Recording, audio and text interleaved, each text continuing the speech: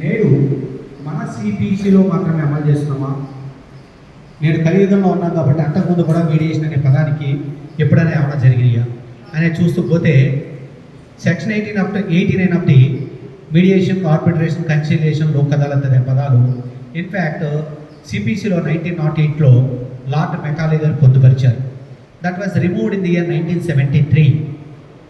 తర్వాత సబ్సిక్వెంట్గా when the proposal is made for the amendment of the CPC 2002లో జరిగినటువంటి అమెండ్మెంట్స్లో మరొకసారి రీఎంట్రీ చేయడం జరిగింది, మళ్ళీ ఇంట్రడ్యూస్ చేయడం జరిగింది. ఎందుకంటే honourable Shri justice M Jagannadha Rao గారు, who is the father of the Ramachandra Rao గారు ఆఫ్ నా చీఫ్ జస్టిస్ ఆఫ్ కాదండి రామచంద్రరావు గారు తెలంగాణ హైకోర్టు జడ్జి గారు, చీఫ్ జస్టిస్ నా ఇప్పుడు స్టేట్కి ఉన్నారు.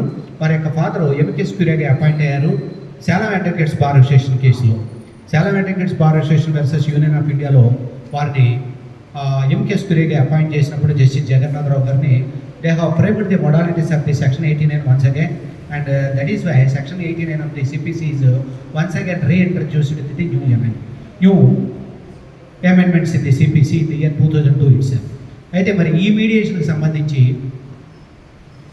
చూసినట్టయితే కనుక ఇది త్రేతాయుగంలోనే, ద్వాపర యుగంలోనే కూడా ఉంది. మరి లార్డ్ మెకాలే సిపిసి రాసినప్పుడు ఏమైనా రామాయణం, మహాభారతాలు చదివాడా లేదా అని చెప్పేసి చూస్తే రామాయణం, భారతం బాగా మెకాలే అవలింపు చేసుకుని ఈ యొక్క మీడియేషన్ అందులో పెట్టినాడేమో అని అనిపిస్తూ ఉంటుంది. మరి మీడియేషన్ని త్రేతాయుగంలో కూడా జరిగింది. ఏ విధంగా జరిగింది? మరి రావణాసుర యుద్ధం జరిగింది. రావణాసుర యుద్ధం జరిగినప్పుడు మీడియేటర్గా రాముడు ఒకరిని పంపించారు. ఎవరు? హనుమాన్ ఫస్ట్ మీడియేటర్ హనుమాన్ గారు. హనుమాన్ వెళ్ళి సీతను చూసి రావడంతో పాటు మీడియేషన్ కూడా చేసి వచ్చాడు. ఆయన రావణాసురుడి కంటే ఎత్తులో కూర్చుని రాముడు ఎంత గొప్పవాడు, నీకన్నా ఎంత గొప్పవాడు అని చెప్పి సీతాదేవిని ఆయన గప్చెప్పేసి అని చెప్పేసి ఫస్ట్ మీడియేషన్ చేశాడు. ఆ మీడియేషన్ ఫెయిల్ అవడంతోనే లంకంతా కాల్చి వచ్చేసినాడు. ది సెకండ్ థింగ్, మళ్ళీ రాముడు యుద్ధానికి వెళ్ళినప్పుడు డైరెక్ట్గా యుద్ధం స్టార్ట్ చేయకుండా అంగదుడిని పంపించాడు.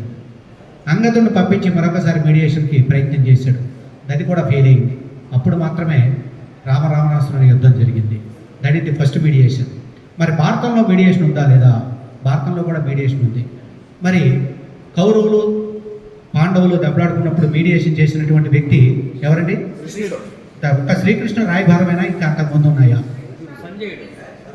శ్రీకృష్ణ రాయభారం కంటే ముందర ముగ్గురు రాయభారం చేశారు. ముందర శ్రీకృష్ణుడు రాయభారం కంటే కూడా ముగ్గురు రాయభారాలు చేశారు.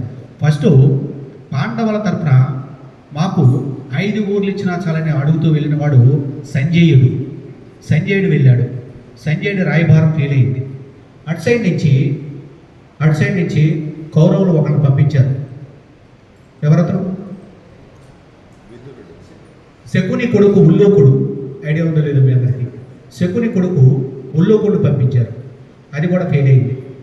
మరి ఈ అన్నింటికన్నా ముందర ఫస్ట్ ద్రుపద మహారాజు యొక్క పురోహితుడైనటువంటి వారి యొక్క గురువు గారైనటువంటి ద్రుపద మహారాజు గురువు గారిని పంపించారు ఫస్ట్ మీడియేషన్కి. అది ఫెయిల్ అయింది. ఈ 3 మీడియేషన్స్ ఫెయిల్ అయిన తర్వాతే ఫైనల్గా శ్రీకృష్ణుడు వెళ్ళాడు. శ్రీకృష్ణుడు వెళ్ళి మీడియేషన్లో ఆనాడు మరి హనుమంతుడు మీడియేషన్ ఫెయిల్ అయితే దాని పర్యవసానాలు ఎలా ఉంటాయని తెలియజేస్తానికి లంకను ఎలాగే కాల్చి వచ్చాడో శ్రీకృష్ణుడు కూడా ఆ విధంగానే తన విశ్వరూపాన్ని చూపించి అక్కడ వాళ్ళ నలుగురు కూడా కృష్ణుడిని మరి పట్టి బంధించడామని ఆ యొక్క దుష్ట చతుష్తో ప్రతిస్తే అక్కడ వాళ్ళకు కూడా ఒక పాట నేర్పించి వచ్చాడు. అయినప్పటికీ అది కూడా ఫెయిల్ అయింది. తర్వాత మాత్రమే భారత మహాసంగ్రామం జరిగింది. ఇది ఒక్కటేనా? ఈవెన్ వివాహాలు చేసుకునేటప్పుడు కూడా మీడియేషన్స్ నడిచినాయి. శ్రీకృష్ణుడి వివాహానికి మీడియేషన్ నడిచింది. శ్రీకృష్ణుడు రుక్మిణి వివాహానికి రాయభారం నడిపారండి. ఎవరు? ఐడియా ఉందా? శ్రీకృష్ణుడు రుక్మిణి యొక్క వివాహాన్ని జరపడానికి రుక్మిణీదేవి తమ యొక్క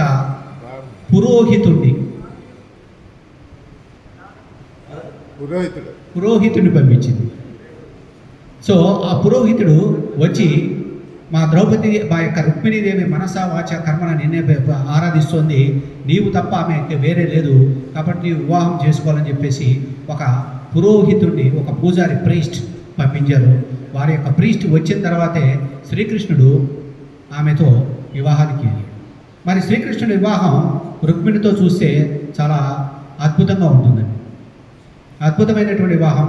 మరి రుక్మిణి రాయబారం, రుక్మిణి కళ్యాణం అవన్నీ చదివినట్టయితే తెలుస్తూ ఉంటుంది. అంతేకాకుండా మరి హంస రాయబారం, వరుదిని ప్రవరాఖ్యులు, వరుదిని ప్రవరాఖ్యుల యొక్క వివాహం జరగడానికి హంసతో రాయబారం జరిపిస్తారు. సో కాబట్టి ఈ మీడియేషన్స్ అన్నీ కూడా లార్డ్ మెకాలే అవగాహన చేసుకుని మనుషుల ద్వారా మీడియేషన్ చేయడమే కాకుండా ఈవెన్ పశుపక్షాదులతో కూడా మీడియేషన్ చేసే పద్ధతిని అవలంబించినటువంటి భారతదేశం పురాతన చరిత్ర కలిగినటువంటి అద్భుతమైనటువంటి సంస్కృతి కలిగినటువంటి ఈ దేశానికి నేను ఈ అద్భుతమైనటువంటి గ్రంథాన్ని సిపిసిని నేను రాస్తున్నాను అని చెప్పేసి లార్డ్ మెకాలే అందరూ అనుకుంటారు ఒక సిఆర్పిసి ఐపీసీ మాత్రమే రాశాడని అనుకుంటారు. సిపిసి కూడా రాసింది లార్డ్ మెకాలే. వెరాస్ ఎవిడెన్స్ యాక్ట్ మాత్రం సర్ ఫిట్జ్జెరాల్డ్ జేమ్స్ స్టీఫెన్ రాశారు. సో కాబట్టి సిపిసి, సిఆర్పిసి, ఐపీసీ 3 రాసింది లార్డ్ మెకాలే. సో కాబట్టి వారన్నీ కూడా ఇందులో అవగాహన చేసుకుని ఈ మీడియేషన్ని ఉటంకించారని చెప్పేసి నేను భావిస్తున్నాను.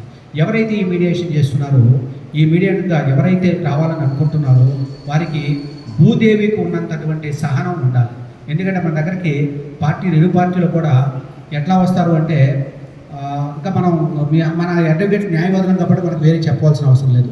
మోర్ ముఖ్యంగా మరి మ్యాట్రిమోనియల్ డిస్ప్యూట్స్లో అయితే కనుక వాళ్ళకన్నా ఉత్తరవాదులు బెటర్ అన్నట్టుగా అనిపించే స్థాయిలో వాళ్ళు మాట్లాడుతూ ఉంటారు. ఎందుకంటే భార్యాభర్తల గొడవల్ని తీర్చలేనటువంటి తగ్గులుగా ఉంటాయి. వాళ్ళిద్దరిని సర్ది ఈ యొక్క మీడియేషన్ చేయాలి అంటే కనుక మరి మనకి కొన్నంత సహనం ఉండాలి, భూదేవి కొన్నంత సహనం ఉండాలి. అటువంటి మీడియేషన్ సెంటర్ని మరి మన యొక్క అనంతపురం జిల్లాలో 30 మంది న్యాయవాదులను హైకోర్టు వారు ఆహ్వానిస్తూ వారికి సెన్సిటైజేషన్ ప్రోగ్రామ్ చేయమని చెప్పేసి డైరెక్షన్ ఇచ్చినారు. ఈ సెన్సిటైజేషన్ ప్రోగ్రామ్ ఈ యొక్క బార్ అసోసియేషన్లో మరి బార్ అసోసియేషన్ అధ్యక్షులు, secretary, district legal service authority, మరి మీడియేటర్స్ పద్మజీ గారు, మరి మేడం, మీ అందరి యొక్క సమక్షంలో జరగడం చాలా ఆనందంగా ఉంది. ఈ మీడియేషన్ ప్రాసెస్ అంతా తెలుసుకుని మీరందరూ కూడా మంచి మీడియేటర్స్గా ట్రైన్ కావాలని, మరి ఈ యొక్క అనంతపురంలో ఉన్నటువంటి మనందరూ కూడా పబ్లిక్ సర్వెంట్స్. ఎందుకు పబ్లిక్ సర్వెంట్ అంటే each and every advocate is an officer of the court. Advocate is an officer of court. కాబట్టి మీడియేషన్లో డబ్బులు వచ్చేది కన్నా మనం సేవ చేసేది ఎక్కువ. సో మీడియేటర్కి ఏం డబ్బు రాకపోయినా ప్రజాసేవ, ప్రజల కోసం మన వంతు కర్తవ్యాన్ని సేవ చేస్తున్నామంటూ మరి సహనాన్ని కలిగి ఈ మీడియేషన్ని చేస్తారని చెప్పేసి ఆశిస్తూ, ఈ మీడియేషను దాని యొక్క ఇంపార్టెన్సు, దాని యొక్క రోలు ఇవన్నీ కూడా మరి వక్తలు బాగా చెప్తున్నారు. దాన్ని ఆకలింపు చేసుకుని మీ అందరూ కూడా సహాయ సహకారాలు ఇస్తారని కోరుకుంటూ ఈ అవకాశం ఇచ్చిన మీ అందరికీ కూడా ధన్యవాదాలు. Thank you very much.